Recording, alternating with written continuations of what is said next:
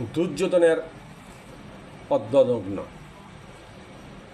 কৌশলে দুর্যোধনকে অর্ধনগ্ন করা এই মহাভারতের একটি বিশাল ঘটনা। আমি সুন্দর করে বুঝিয়ে দিচ্ছি।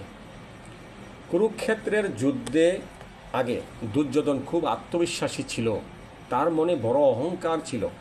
তার শরীর ছিল বজ্রের মতো কঠিন।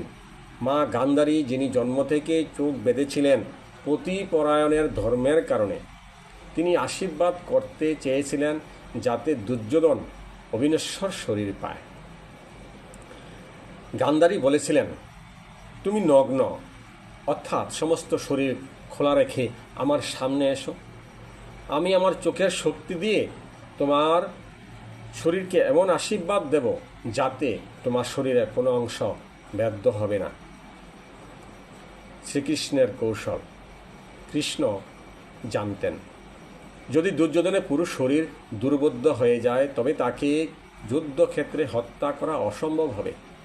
তাই কৃষ্ণ এক চাতুর্যে বাধা দেন। তিনি দুর্যোধনকে বলেন, তুমি মার সামনে নগ্ন হয়ে যেও না, এটা অনুচিত। অত্যন্ত কোমরের নিচে একটু কাপড় পরে যেও। দুর্যোধন লজ্জায় কৃষ্ণের কথা মেনে কোমরে একটি কাপড়